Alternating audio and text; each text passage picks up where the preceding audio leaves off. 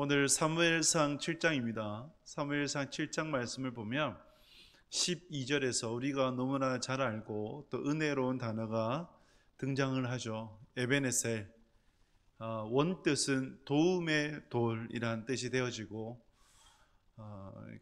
오늘 본문 속에서의 의미가 여호와께서 여기까지 우리를 도우셨다라는 뜻이 되어집니다. 에베네셀은 우리에게 굉장히 친근하죠. 어느 기업의 회사명이 에베네셀인 회사도 있고, 그리고 에베네셀 익숙히 우리가 부르고 그러면서 참 좋아하는 그러한 단어이기도 합니다. 에베네셀, 여호와께서 여기까지 우리를 도우셨다. 여러분들은 에베네셀의 하나님을 고백하고 계십니까?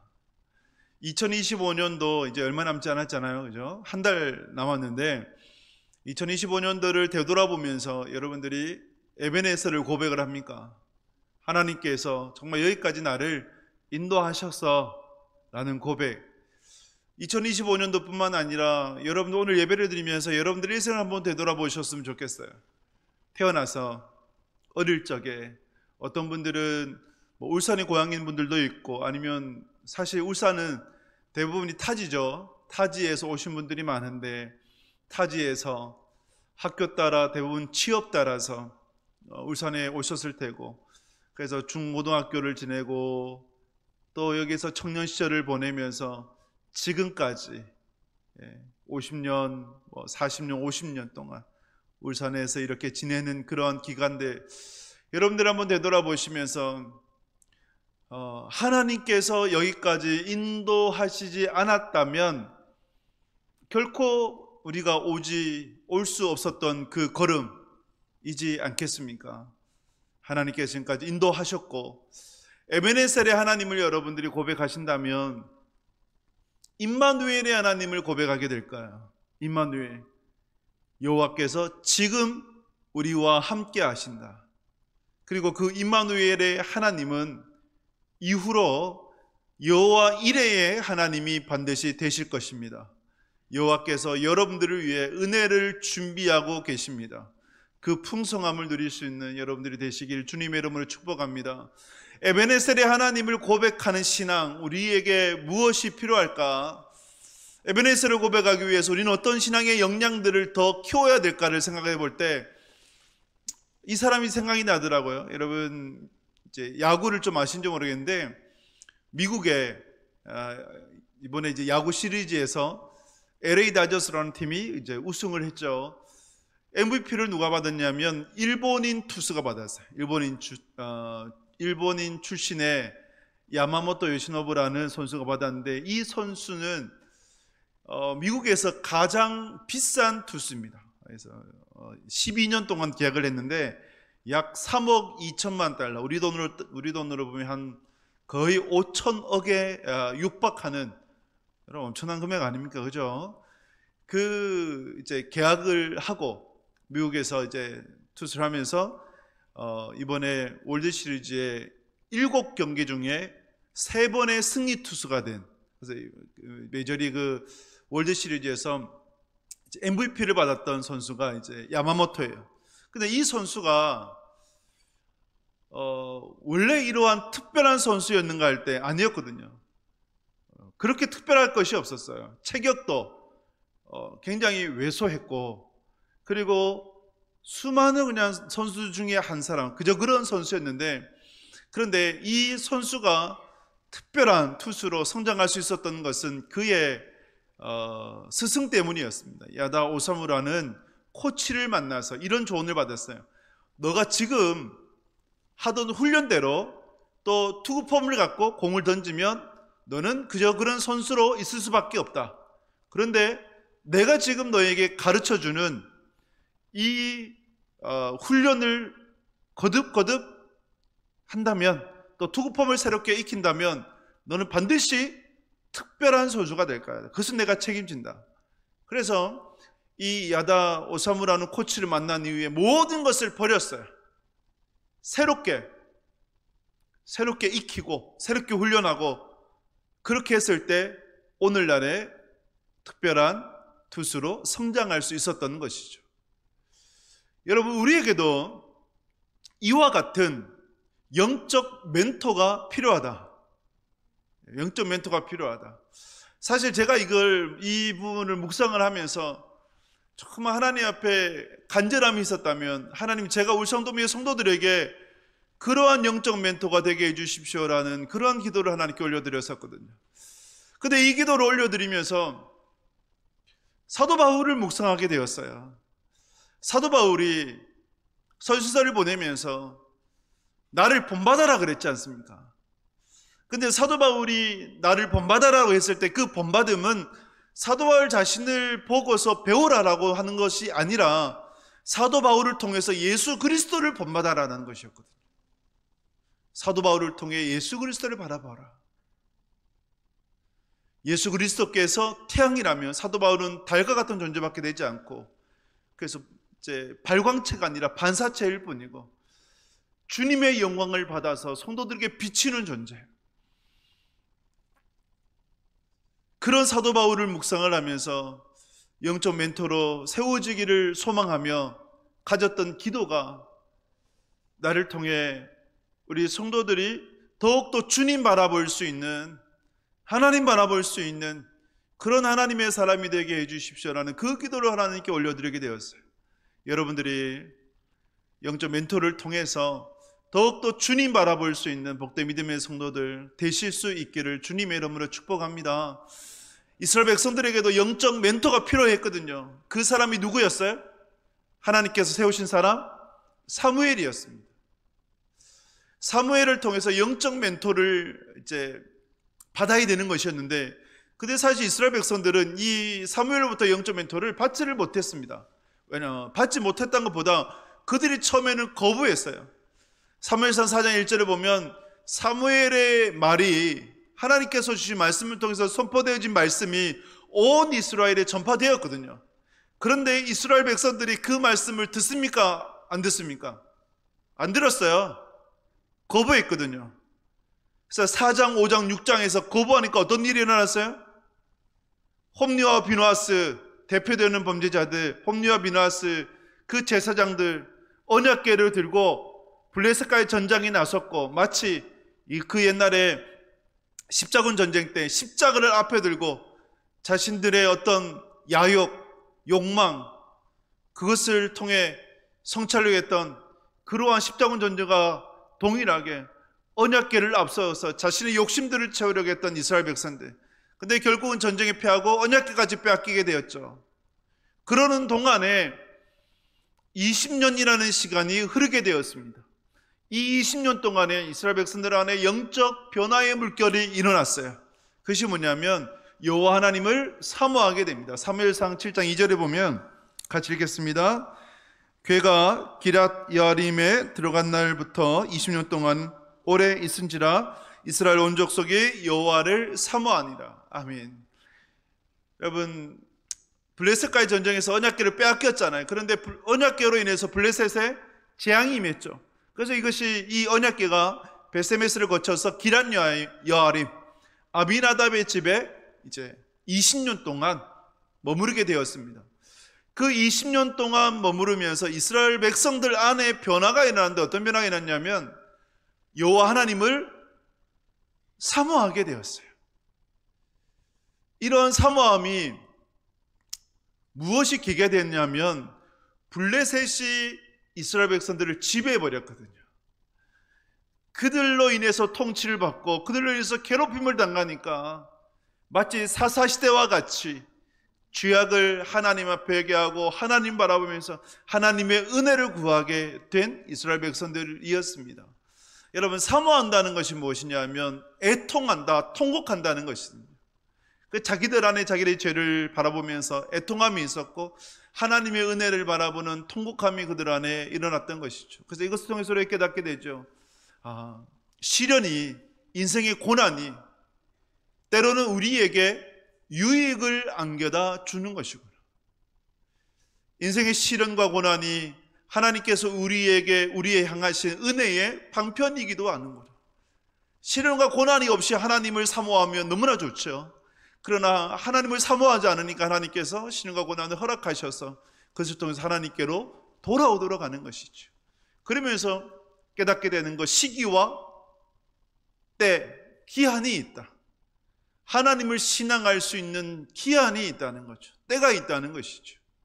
말씀이 들릴 때가 있고 말씀이 들리지 않을 때가 있는데, 하나님은 말씀이 들릴 때, 하나님을 사모할 때, 하나님을 바라볼 그때를 하나님께서는 기다리고 계신다. 모세를 통해서 보면 하나님께서 모세를 언제 사용하셨어요? 애굽의 왕자로서의 사는 40년 동안 사용하지 않으셨습니다. 오히려 그 이후에 또 40년 동안 미디안 광야에서 테스트를 하시고 연단하신 이후에 80세가 되었을 때, 노인이 되었을 때, 나는 아무것도 아닙니다, 나는 아무것도 할 수 없습니다 라고 고백할 그때 하나님께서 모세를 사용하시는 것을 보게 되죠. 하나님이 사용하시는 때가 있고 기한이 있다. 하나님을 사모할 때가 있다. 간절히 바라는 것은 여러분들이 바로 지금 하나님을 사모하는 때가 되실 수 있기를 주님의 이름으로 축복합니다. 시련과 고난이 닥쳐서 하나님을 사모하는 것이 아니라 평안할 때, 지난주에 우리가 말씀 보았듯이 다윗이 평안할 때 하나님을 위해서 어떻게 하면 내가 성전을 건축해 드릴 수 있을까 서원했던 것처럼 여러분들의 인생이 평안할 때 더욱더 주님 바라볼 수 있는 하나님의 사람들 되시길 주님의 이름으로 축복합니다. 이스라엘 백성들이 이렇게 하나님을 사모하게 되었어요. 사모하니까 그때 사무엘이 진정한 영적 멘토로서 서게 되는데, 에베네셀의 하나님을 경험하기 위해서, 하나님께서 정말 여기까지 도우셨습니다라는 그 은혜를 경험하기 위해서 필요한 신앙이 무엇인가에 대해 사무엘은 두 가지를 명했습니다. 그 중에 하나를 먼저 보게 되면 사무엘상 7장 3절 말씀 같이 읽습니다. 사무엘이 이스라엘 온 족속에게 말하 이르되 만일 너희가 전심으로 여호와께 돌아오려거든 이방 신들과 아스토롯을 너희 중에서 제거하고 너희 마음을 여호와께로 향하여 그만을 섬기라. 그리하면 너희를 블레셋 사람의 손에서 건져내시리라. 아멘. 너희를 블레셋 사람의 손에서 건져내시리라. 블레셋의 통치, 블레셋의 억압으로부터 하나님께서 건져내어 주실 것인데, 그러기 위해서 너희가 무엇이 필요하냐면 너희 안에 있는 이방 신들을 다 제거하고 오직 여호와만을 섬기라라고 말씀하는 거예요. 여호와만을 섬기는 거예요. 할렐루야. 여호와도 섬기는 거 아니에요. 라오디게아 교회에 거면했던 것처럼 차든지 뜨겁든지 알아, 미진하지 마라, 하나님만을 바라보고 하나님만을 선택해라. 근데 우리 안에는 뭐가 있어요? 하나님도 바라보고 세상도 바라보려고 하는 마음이 있지 않습니까? 하나님도 좋아요, 세상도 좋아요. 그것은 여러분 불신앙입니다. 여러분들이 결혼을 했어요. 남편이 있어요, 아내도 있어요. 그런데 남편도 좋아, 근데 이웃집 남자도 좋아. 그럼 어찌 돼요? 큰일 나죠. 안 되는 거잖아요.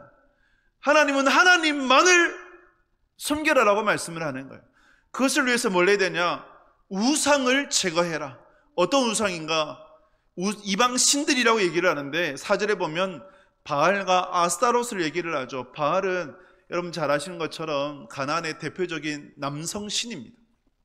아스타롯은 여성 신인데, 이 훗날에 헬라 시대에서는 아프로디테 많이 들어보셨죠?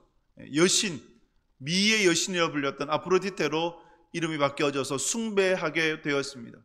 이렇게 바알과 아스타롯이 대표되는 이방 신들을, 우상들을 제거해라 라고 명하셨어요. 사무엘을 통해서 주님께서 주신 말씀이죠. 그런데 여러분, 우상을 제거한다는 것이 쉽습니까? 쉽지 않아요. 왜 쉽지 않느냐 하면 우상은 우리의 삶과 연결이 되거든요. 이스라엘 백성들이 가나안에 정착을 하고 살아가는 동안에 가나안인들, 원주민들의 도움이 필요한 거잖아요. 근데 그 당시의 삶은 종교와 연결이 되었고, 그 종교를 통해서 도움을 받고, 그들의 도움을 받으려면 그들의 신들도 함께 섬겨줘야 대화도 되고, 그리고 삶의 여러 가지 영역에 있어서의 밀접함이 연결되는 거예요. 그리고 우상들은 매력적이거든요. 인간의 어떻게 보면 욕망, 인간의 정욕을 채우기에 어떻게 보면 최상입니다. 그래서 그 당시에 바알과 아스타롯은 남성과 여성의 우상이 되어지고, 이 제사를 드리고 나면 성행위를 가져야, 성적 욕망이 채워져야, 그래야 그 이방 신들이 기뻐한다라고 해서 그런 음란한 행위도 이루어졌어요. 제가 토요일에 이제 산책을 하고 볼 때 저희 집 근처, 사택 근처에 이단들이 많거든요. 그 청년들이 많아요. 저기에는 어떤 매력이 있어서 청년들이 모일까? 가봤거든요. 그 안에 가보니까 저보고 어떻게 오셨냐고 묻기도 하고, 하여튼 이제 해요. 밥도 먹고 거기 이제 운동도 하고 하는데, 근데 그들 안에 어떤 욕구를 채워주니까, 영적 디자이어일 수도 있고 아니면 사회적 욕망일 수도 있고, 뭐 이제 뉴스에 나올 때 예를 들면 아이패드라든지 이러한 물질적으로도 채워주고, 처음에는 그들의 필요들을 다 채워준다, 그런 이제 뉴스도 보기도 했지만, 이렇게 우상이 또 이방 그리고 이단들에게 빠지는 경우가 바로 이러한 경우다. 삶에 밀접한 경우가 있다. 그런데 여러분, 우리가 하나님의 자녀로 살아간다고 하는 것은 분리는 아니에요. 분리는 아닌데 구별됨이거든요. 거룩이거든요. 거룩이 우리 안에 반드시 필요합니다. 그것이 하나님 백성의 정체성이에요. 때로는 우리가 우상을 제거한다고 했을 때에 불편하기도 하고, 때로 우리가 손해보기도 하고, 때로는 우리가 세상에서 왕따를 당할 수도 있어요. 여러분들이 우리 교회 12명의 이제 수험생들이 있잖아요. 이제 사회로 진로를 정하는 친구도 있고, 대학에 또 입학을 하는 친구들도 있고, 자녀들이 있는데, 그런데 세상으로 나갈 때 세상과 동화되지 않으면 내가 왕따가 되지 않을까. 이러면 대학에 들어갔는데 함께 MT를 가고, MT를 통해서 그들과 친해져야, 그들 MT 문화는 대부분 술의 문화거든요. 친해져야 내가 대학생활 4년이 편안하지 않을까라는 생각을 하는데, 그것은 착각이거든요. 우리는 구별됨이 필요합니다. 그 가운데 결단해야 되죠. 하나님을 선택할 것인가 아니면 세상을 선택할 것인가. 이 갈림길에서 여러분들이 주저하지 마시고 하나님을 선택하는 하나님의 사람들 되시길 축복합니다.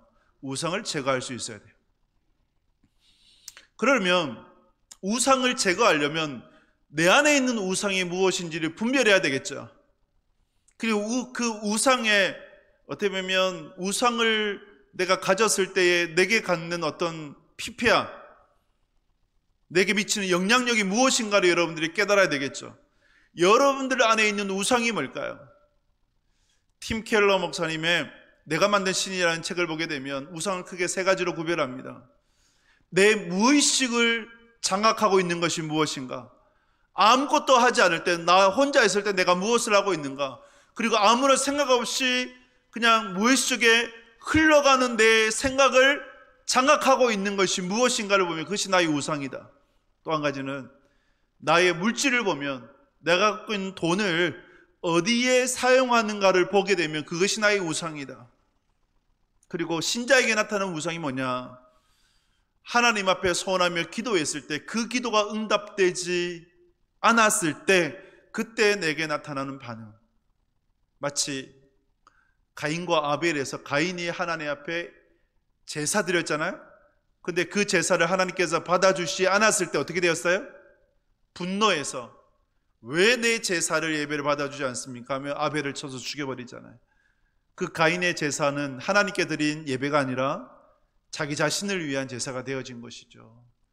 욥과 같이 하나님의 주인됨을 인정하고 모든 것이 하나님의 것입니다 고백할 수 있어야 그것이 내 안에 진정한 예배가 되는 것이죠. 여러분들 분별해 보세요. 여러분들 안에 있는 우상이 무엇인가를 분별하시고 그 우상들을 제거해야 여러분들의 영성이 살아요. 우상을 제거하지 않으면 어떤 일이 벌어진 줄 아십니까? 제가 군대에서 이런 경험을 했거든요. 제가 이제 전방에서 GOP 부대에 있으면 훈련을 뭐 한 달에 한 번씩 이렇게 대대로 연대로 사단으로 이제 같이 훈련을 뛰게 되는데, 근데 탱크 전차 부대가 움직여요. 탱크가 움직이면 여러분, 탱크 울산에서는 잘 못 보잖아요. 근데 저기 전방에서 철원이나 이렇게 했으면 탱크 수시로 봅니다. 근데 탱크가 지나가면 1km, 2km 떨어진 곳에서도 탱크의 움직임이 느껴져요. 땅이 울려요. 그런데 12월이었거든요. 훈련을 뛰다가 한 10몇 명의 군인들이, 저희 이제 중대원들이 이제 훈련에 참석할 수 없는 몸 상태라서 부상병들이라 진지에 이제 이렇게 남았었어요. 밤 12시에 공격이 시작이 되었습니다. 그들은 남아서 보초를 쏘고 그 진지를 지키는 역할이었는데, 그런데 그만 다 자버렸어요. 보초를 안 쏘고 다 자버렸어요. 그 진지 옆에 누가 지나갔냐? 탱크 부대가 지나가요. 그러면 당연히 깨야 되는데 깨지를 못한 거예요. 보초를 서서 그것을 알려서 피해야 되는데 못 피해서 그 전차에 여러 명이 사망을 하게 됩니다. 중대원이. 바로 훈련이 중단되고 복귀하게 되고 그 후에 장례가 치러졌는데, 근데 여러분, 몇 킬로 떨어진 곳에서 탱크의 진동이 느껴질 정도인데, 근데 내게 다가와도 그 탱크의 움직임을 느끼질 못했다. 진동을 느끼지 못했다. 왜 그런지 아세요? 신경이 마비돼 버린 거죠. 겨울에 야외에서 영하 10m, 20m 떨어지는 그곳에서 잠을 자버리니까 거기에서 어떤 신경이 전혀 그것을 감지하지 못하고, 그래서 결국은 사망하게 되는 그러한 비참함이 나타났어요. 마치 여러분, 우상이 이와 같아요. 우상을 우리 안에 방치하지 않습니까? 그럼 우리의 영적 세포들, 영성을 마비시켜 버려요. 죽는 줄도 모르고 죽어가요. 그래서 반드시 우리 안에 있는 우상을 제거할 수 있어야 됩니다. 제거해야 합니다.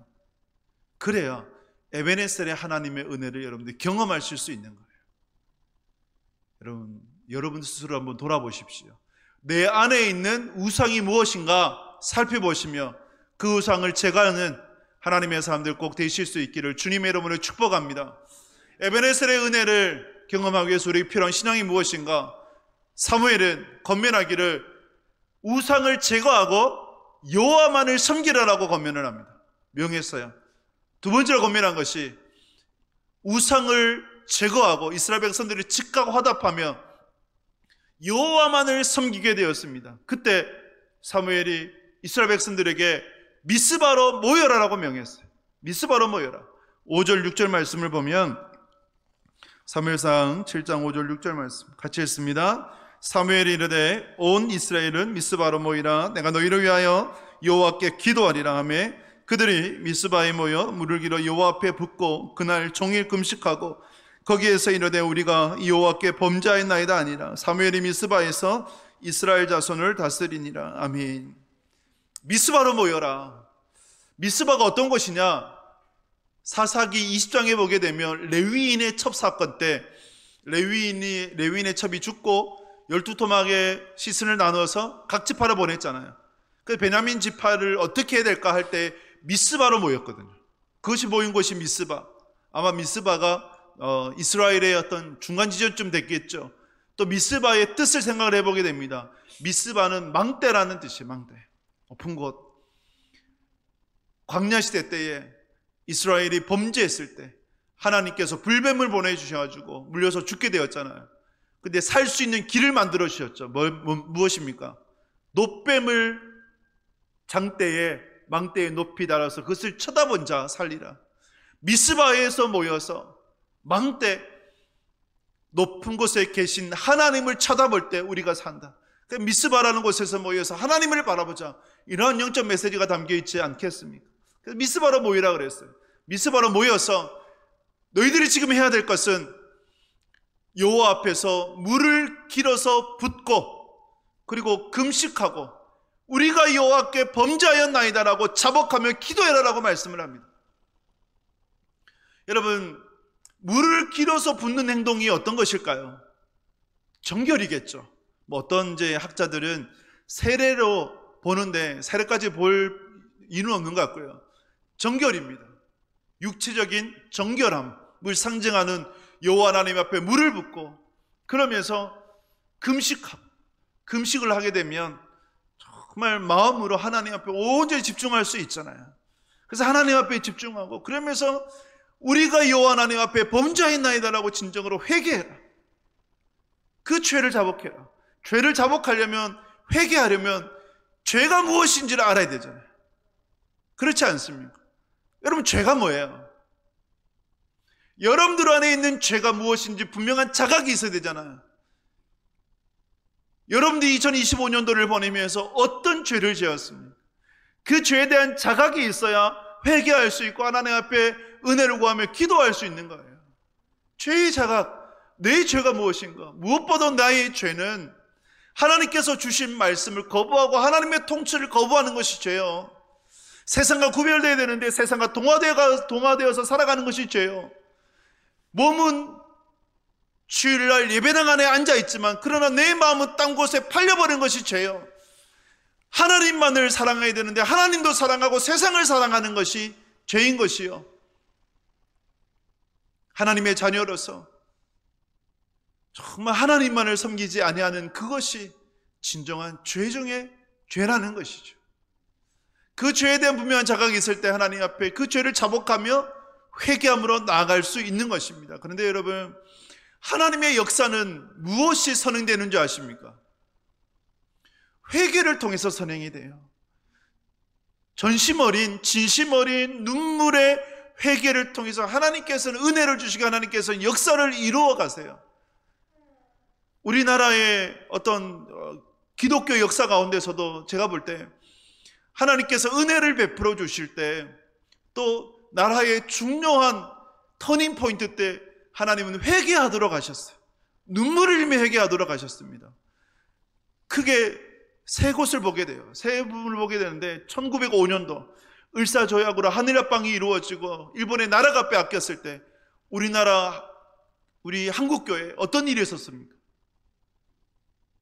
1903년도 1905년도에는 원산에서의 대붕이 있었어요. 1907년도에는 평양에서의 대붕이 있었어요. 그 대붕의 시작은요, 회개 기도였거든요. 선교사님의 회개, 길선조 목사님의 회개, 그 회개에서 비롯된 회개 물결이 온 성도들에게 퍼져나가니까 하나님의 은혜를 진정으로 구하고 나아갔다. 그 시대. 1950년 6월 25일 날 무엇이 일어났습니까? 북한이 남침을 했죠. 남한을 공격했어요. 6.25 전쟁이 발발했습니다. 그때 6.25 전쟁이 발발해서 낙동강까지 전선이 밀렸잖아요. 그때 교회가 뭘 한 줄 아십니까?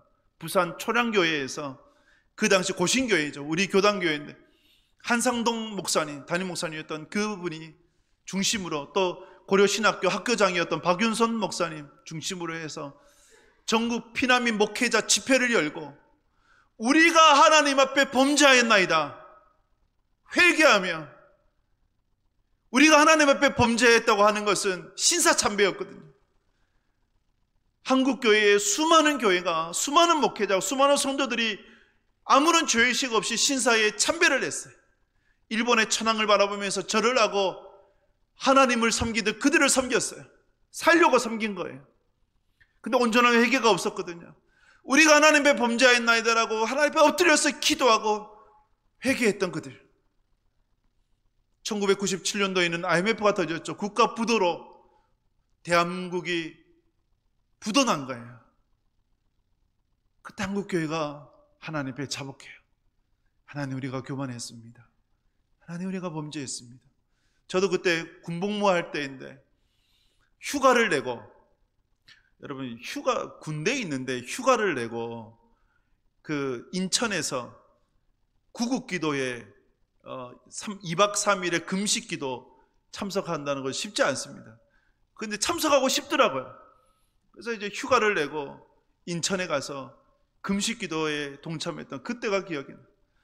하나님 앞에 우리가 범죄했나이다라고 울부짖었던 그때, 하나님은 중요한 때마다 우리에게 회개하기를 원하세요. 진심으로 회개하기를 원하세요. 그런데 그 회개를 통해서 하나님은 놀라운 은혜를 베풀어 주십니다. 대한민국이 여기까지 올 수 있었던 이유가 뭘까요? 하나님의 은혜 아닙니까?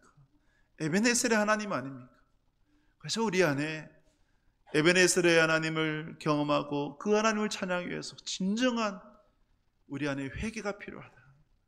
여러분, 여러분들의 죄가 무엇인지 자각할 수 있길 바라고 그 죄에 대해서 하나님 앞에 정말 눈물을 흘리며 기도할 수 있는, 돌이킬 수 있는 하나님의 사람들 되실 수 있기를 주님의 이름으로 축복합니다. 이렇게 우리가 하나님 앞에서 자각하고 우상을 제거하고 회개하며 나아갈 때에 하나님이 은혜를 주시죠. 물론 마귀도 비상회의를 열어요.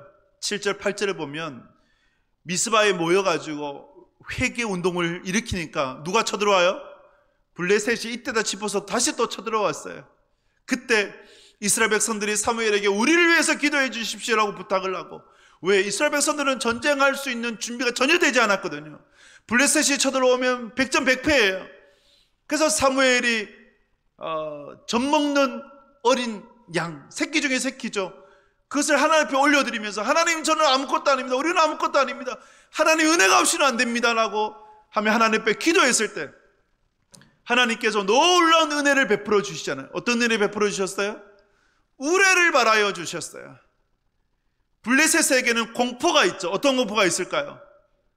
언약궤로 말미암은 20년 전에 재앙이 내려져서 여호와 하나님을 향한 두려움이 그들 안에 있었던 거예요. 하늘에서 우레가 번개가 떨어지니까 그들이 20년 전에 잊혀졌던 기억이 되살아나서 여호와를 두려워하게 되었고, 그들의 진영이 어지럽게 되어서 흩어지게 되었을 때 이스라엘 백성들이 그들을 추격해서 전쟁에서 승리하게 되는, 그것을 기념해 여러분 에베네셀이라고 하는 기념의 돌을 세우고 도움의 돌을 세워 하나님을 찬양했던 거예요.